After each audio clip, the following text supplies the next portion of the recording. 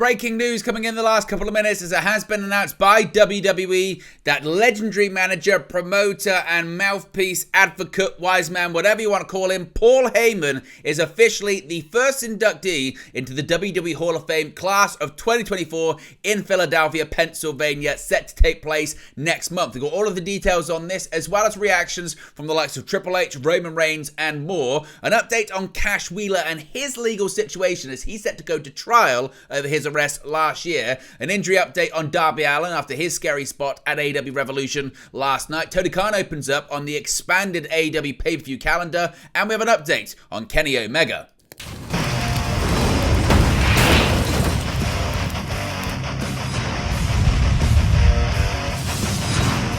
Hey guys, welcome back to Wrestling News 365. Hope everyone is doing very well. As always, there are plenty of news stories to get into, and the big breaking, developing news story regards the WWE Hall of Fame class of 2024 WrestleMania weekend in Philadelphia, Pennsylvania. And after much speculation, we now know who is going to be the first inductee and most likely the headline inductee into this year's class. And it's none other than the advocate, the wise man, the father, the evil professor, the genius behind ECW, that is Paul Heyman. Now, this was first reported by the Associated Press, who has written the following, saying, quote, Paul Heyman first hustled his way into professional wrestling as a teenager with a press pass at Madison Square Garden in the 1970s. Even then, working behind the scenes and mingling with the oddities in the outlier of the sports world appealed to Heyman. He struck up a relationship with Vince McMahon Sr., the old promoter of what is now WWE, and was hired for $50 as a ringside photographer. Heyman ditched the camera long ago, but he never stopped trying to tell wrestling stories through his vision. He was an advocate, a wise man, and a manager, and now call him a WWE Hall of Famer. Heyman and WWE told the Associated Press that the 58-year-old wrestling lifer will be the first member of this year's class. Heyman will be inducted April 5th at the WWE ceremony at the Wells Fargo Center in Philadelphia, the city that served as the home base for his old Extreme Championship Wrestling promotion in the 1990s. Heyman's brashness made him a prominent force in the locker room. He schmoozed with some of the wildest personalities of the era, Captain Lou Albano, Gorilla Monsoon, the Wild Samoans, and even pitched storyline ideas long before the curtain was ripped open and wrestling became a top form of entertainment. Quote, I think everyone knew even back then I was going to find my place in this industry, Heyman said. I wasn't shy about letting people know that, about letting people know that was my ambition, end quote. During WrestleMania weekend, WWE will run live shows of Raw, SmackDown, and its developmental program NXT. WWE World, which includes meet and greet and panel discussions and memorabilia displays, is camped out for 5 days at the Philadelphia Convention Center. Highlighted, and this is in the article here, highlighted by Dwayne The Rock Johnson's return to the ring, WrestleMania 40 on April 6 and 7 is expected to pack Lincoln Financial Field. Heyman will be there accompanying WWE Universal Champion Roman Reigns to the ring for a match against Cody Rhodes on the second night. It's Heyman's 6th consecutive WrestleMania main event and 7th time overall. On Hall of Fame night, the spotlight belongs to Heyman. Quote, I consistently feel like I'm just getting started and I'm just figuring this out, Heyman said. To me, what is an incomplete body of work because there's still things I want to accomplish. I never felt comfortable accepting that is a reflection upon an entire career, end quote. Heyman and the rest of the inductees yet to be named will be on the first WrestleMania weekend without Vince McMahon. McMahon resigned in January from WWE's parent company, TKO Group Holdings, the day after a former employee filed a federal lawsuit accusing him and other former executive of a serious sexual misconduct, including offering her to a star wrestler for sex. Quote, it's an exceedingly difficult situation to process, Heyman said. Heyman worked for the National Wrestling Alliance and World Championship Wrestling before his now 20-plus year career with WWE, but it was his time as the creative mind behind the ECW promotion in the 90s that revolutionized the industry. Before Heyman formed WWE's Bloodline stable, his ECW was as bloodthirsty and violent as pro wrestling would get. Think barbed wire ropes and flaming tables, and many of its ideas and performers were later absorbed by WWE into the mainstream. Quote, the extreme in ECW stood for the work ethic involved, the passion that was necessary, and the extreme connection to an audience to whom and for whom we were always obsessed with under-promising and over-delivering, end quote, Heyman said. The legacy of ECW is firmly rooted in the very simple concepts of paying attention to the cultural curve and obsessively trying to stay a few steps ahead of it, end quote. Now, WWE has since confirmed the news, saying, quote, as first reported by the Associated Press, Paul Heyman will be inducted into the WWE Hall of Fame class of 2024. The outspoken, brusque New Yorker first gained enemies under the guise of Paulie dangerously in WCW, managing Steve Austin, Arn Anderson, and Rick Rude in a stable he dubbed his Dangerous Alliance. Heyman used a Big Apple attitude and an oversized 1980 cell phone to help his charges run through the likes of Sting and Ricky Steamboat. After WCW released the Hothead in 1993, Heyman found an opportunity in failure, turning a modest Philadelphia-based independent promotion called Eastern Championship Wrestling into the notoriously daring Extreme Championship Wrestling. Inspired by alternative rock music and MTV, the innovator took ECW from public access to national pay-per-view by endorsing brutal bouts showcasing the rare combination of misfit warriors alongside cutting-edge athletes.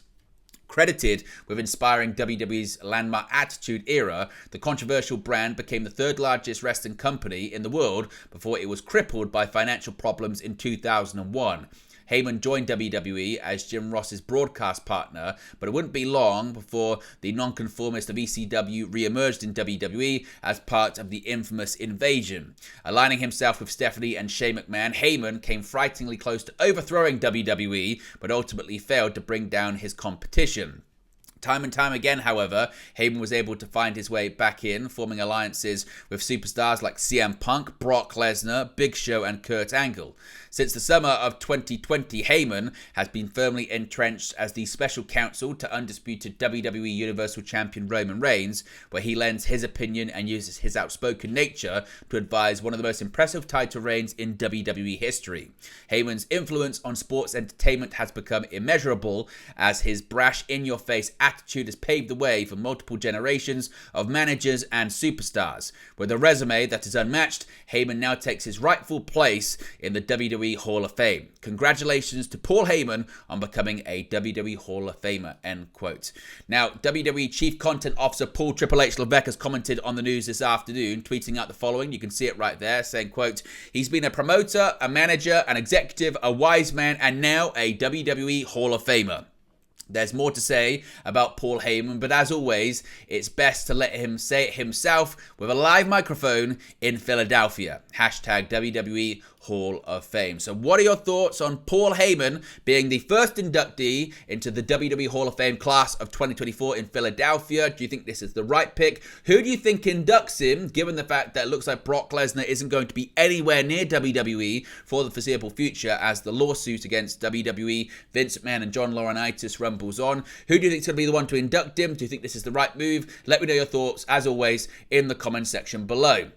Now, let's talk about some other bits and pieces here. First being Cash Wheeler. We have an update on Cash Wheeler and his legal situation right now. Now, AEW star and FTR tag team member Cash Wheeler is going to trial for a charge of aggravated assault with a firearm. Wheeler, real name Daniel Wheeler, turned himself into police on Friday, August 18, 2023, following an incident on July 27, where he was charged with aggravated assault with a firearm. The situation was described as a, quote, road rage type incident, end quote, where Wheeler allegedly flashed a handgun at the alleged victim. A warrant was issued on July 28, and on August 3rd, he filed a not guilty plea.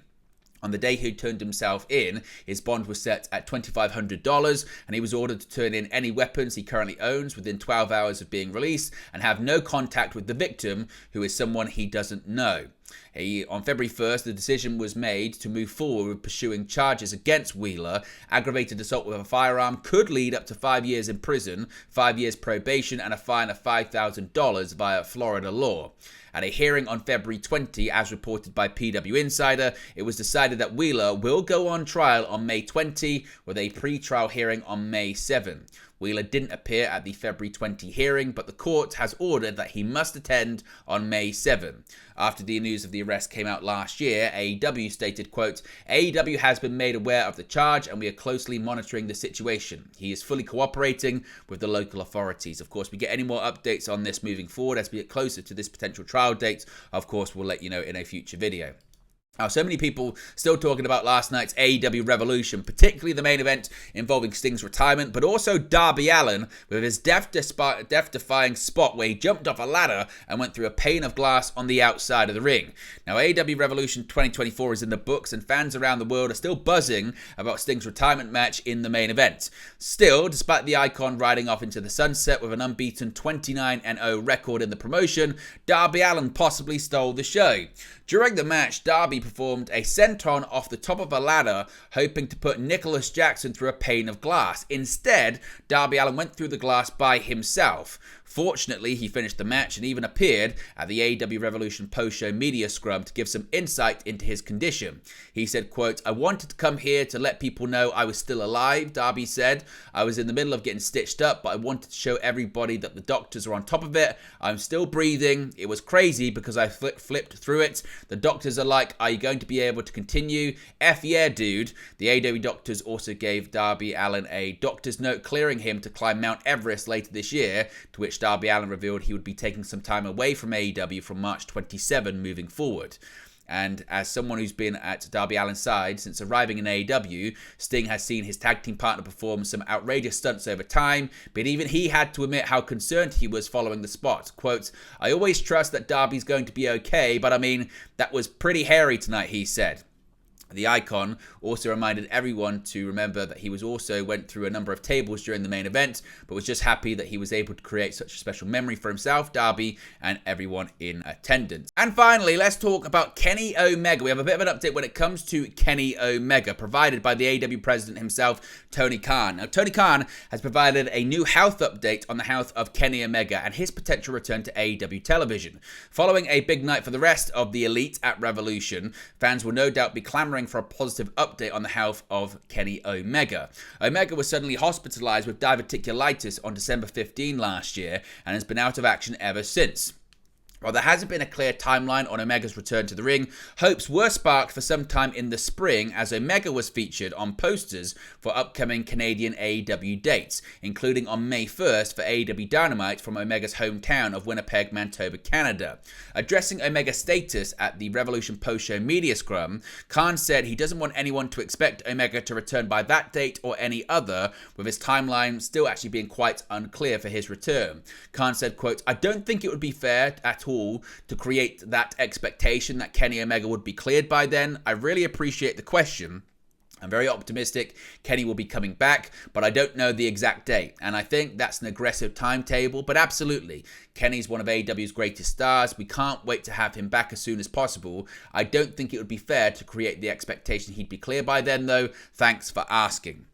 Now, while Omega's in-ring return date remains unclear, the former AEW and IWGP heavyweight champion did recently make his return to the public eye, co-hosting a Square Enix event for the recently released Final Fantasy VII Rebirth video game release. So, of course, if we get any more updates on Omega's future or his return to the ring, we'll let you know in a future video. But there you go, guys. This latest pro wrestling news for you. Be sure to smash a like on the like button. Be sure to subscribe, bottom right-hand corner. As always, let me know your thoughts in the comment section below, and I'll speak to you again very, very soon. Hey guys, thank you for watching, listening, streaming, or however you come across this video today. Be sure to click on the video on the right there to watch our next video, or click the bottom there to subscribe, or the bottom right hand corner. Thank you very much, and I'll speak to you again very soon.